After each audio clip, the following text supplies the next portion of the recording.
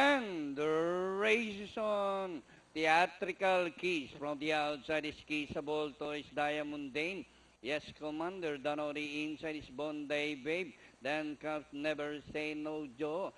And moving up is Don Edwards Best. Third last Mary.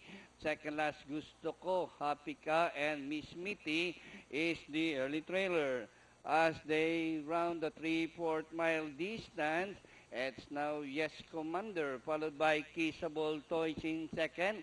It's Yes Commander as they move towards the back by about 2 lengths. Kissable Toys in second.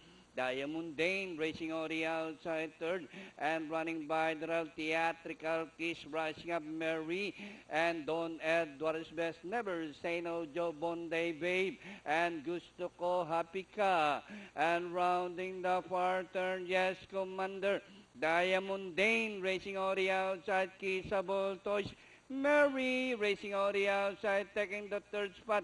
Theatrical Kiss, Danori inside, taking the fourth spot as they race the last 500.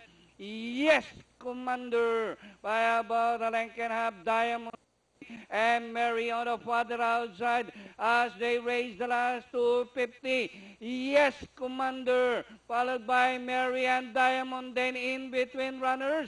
But yes, Commander is still leading by half a length. And Mary on the outside, Diamond then in between runners.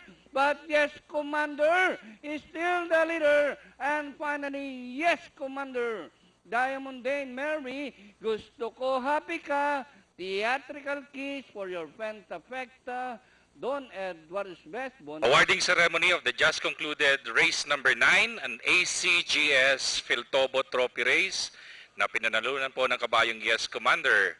At ang ating tropeo ay nandito na.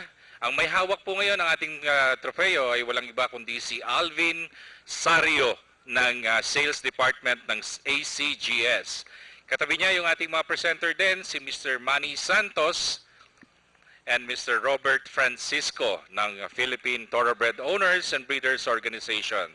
And to receive the trophy, narito po ang may-ari ng kabayong Yes Commander. Palakpakan po natin, Mr.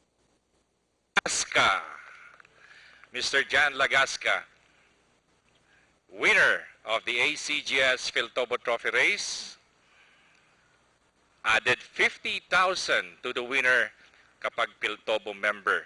Definitely, one of the directors, itong si Mr. Jan Lagasca. Okay.